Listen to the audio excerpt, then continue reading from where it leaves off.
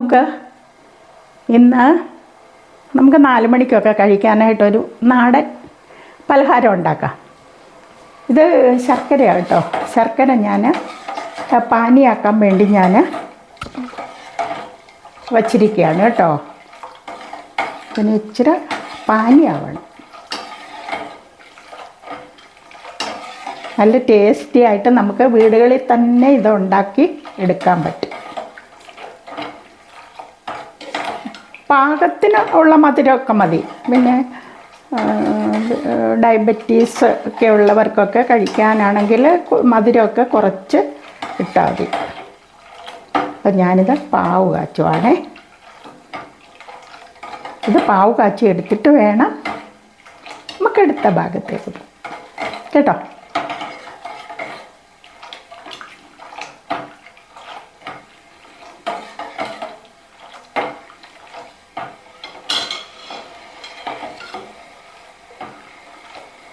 ഒരല്പസമയം പിടിക്കും ഇത് പാനിയാവാൻ വേണ്ടിയേ.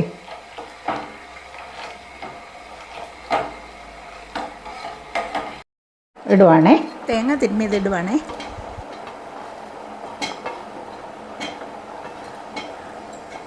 ഇത് കൂടെ ഇട്ട് ഇളക്കുക നമ്മൾ.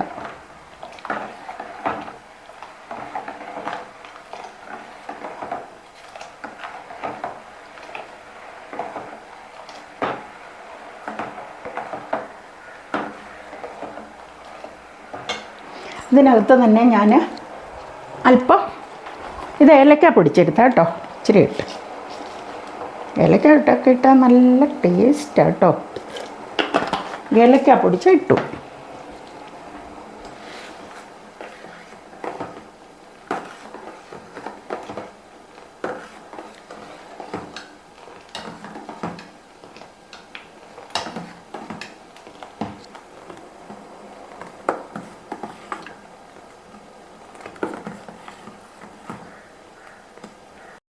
പാനി പിന്നെ തേങ്ങായും ഒക്കെ ഇട്ട്, തേങ്ങ തിരികിയത് ഒക്കെ ഇട്ടിട്ട് ഏലക്കാപ്പൊടി ഇട്ടിട്ടുണ്ട്. ഇത് അല്പം സമയം അവിടെ ഇരിക്കട്ടെ, അതൊന്ന് തണുക്കട്ടെ കേട്ടോ.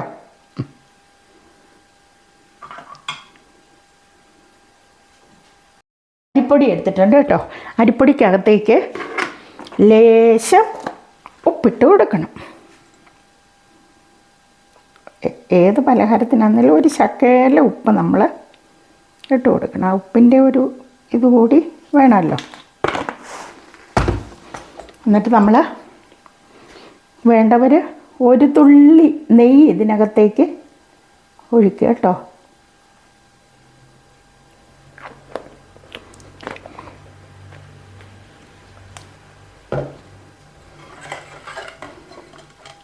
ശർക്കര പാനിയാക്കിയത് ഇതിലേക്ക് ഒഴിക്കുവാണ്. ആവശ്യത്തിനുള്ളത് ഒഴിച്ച് കൊടുക്കണം. ആവശ്യാനുസരണം ഒഴിച്ച് ഇളക്കണം. അപ്പം നമ്മൾ ഉപ്പിട്ടാൽ ഇപ്പോൾ പൊടിക്ക് ഉപ്പ് മതി, അല്ല കൂടുതലൊന്നും വേണ്ട കേട്ടോ.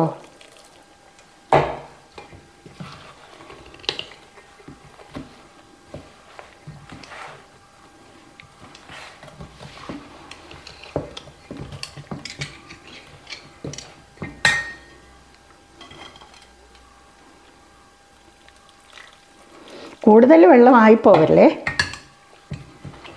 കൂടുതൽ വെള്ളമായാൽ നമുക്ക് ഇലയ്ക്കകത്ത് പരത്തിയെടുക്കാൻ ബുദ്ധിമുട്ട് വരും.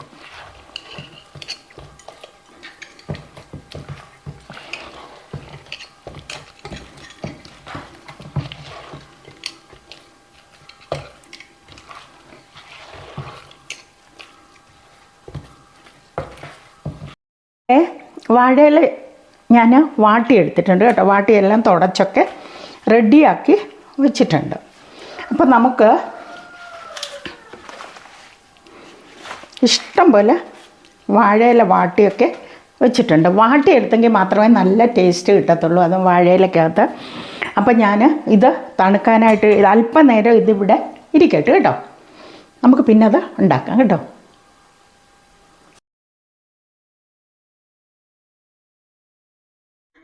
നമുക്കിനി ഈ മാവ് വാട്ടി വെച്ചിരിക്കുന്ന ഇലയിലേക്ക് പരത്താം. ഓരോന്നായിട്ട് നമുക്ക് പരത്തി ഡെല്ലിപ്പാത്രത്തിൻ്റെ തട്ടിലേക്ക് വയ്ക്കാം. ശരിക്കും മടക്കിയത് പാത്രത്തിലേക്ക് വയ്ക്കുക. അങ്ങനെ ഓരോന്നോരോന്നായിട്ട് നമുക്കത് പരത്തി വെക്കാം. അപ്പോൾ കനം കുറച്ച് വേണം പരത്താൻ കേട്ടോ, അല്ലെങ്കിൽ അത് വേവാനായിട്ട് താമസിക്കും. അതേ, തീരെ കനം കുറച്ച് വേണം പരത്താൻ കേട്ടോ, അല്ലെങ്കിൽ അത് വേവാനായിട്ട് ഒത്തിരി താമസം എടുക്കും. ഒരു അരമണിക്കൂറെങ്കിലും വേണം ഇത് നന്നായിട്ട് വെന്തെടുക്കാൻ. നന്നായിട്ട് വെന്തെങ്കിൽ മാത്രമേ അത് നല്ല സോഫ്റ്റായിട്ട് ഇരിക്കത്തുള്ളൂ. ഡെല്ലിപ്പാത്രത്തിൻ്റെ തട്ടി വയ്ക്കുമ്പോൾ അതിൻ്റെ ഹോള് അടഞ്ഞിരിക്കാൻ പാടില്ല കേട്ടോ. ആ ഹോളിൽ കൂടെ വേണം ആവി പുറത്തേക്ക് വരാനും ഇത് വേവാനും. അപ്പോൾ അത് പ്രത്യേകം ശ്രദ്ധിക്കണം.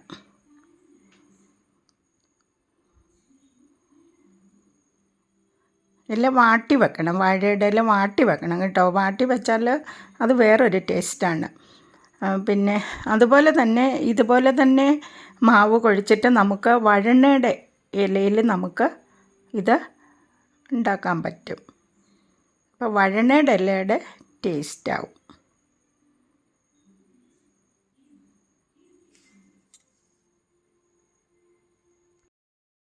കേട്ടോ, ഞാൻ അടച്ചു, ടൈറ്റായിട്ട് അടച്ചു. അപ്പോൾ പ്രത്യേകം ഓർത്തോണം, ഈ ഇത് വയ്ക്കുന്ന അവസരത്തിൽ ഇതിൻ്റെ ഹോളുകളില്ലേ, ഞാൻ കാണിക്കാം. ഇതിൻ്റെ ഹോളുകൾ അടഞ്ഞു പോകരുത്. അടഞ്ഞാൽ ഇങ്ങോട്ട് ആവി ഇങ്ങോട്ട് കയറി വരത്തില്ല, ഇത് വേവത്തില്ല. അപ്പം ഞാനിത് വേവാനായിട്ട് ഉപയോഗിക്കുവാണ്. ഒരു 15-20 മിനിറ്റ് അതവിടെ ഇരുന്ന് വേവട്ടെ കേട്ടോ. പിന്നെ നമുക്ക് നോക്കാം. ഓക്കെ, നമുക്കിനി മത്സരം റെഡിയായി ഒന്ന് നോക്കാമെന്ന്. ഓ, കൈ വെള്ളം കേട്ടോ. അതിലേക്ക് പേപ്പർ എടുത്തിട്ട് ഹായ്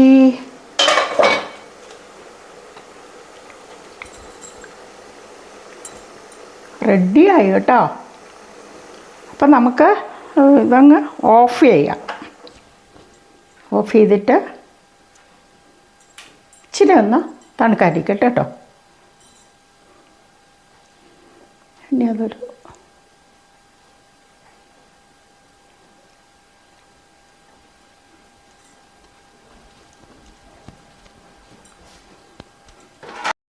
അങ്ങനെ നമ്മുടെ വത്സൻ റെഡിയായി കേട്ടോ.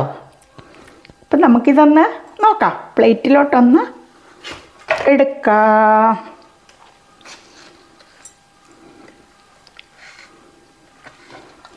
അങ്ങനെ നമ്മുടെ വത്സൻ റെഡി ആയിട്ടുണ്ട്.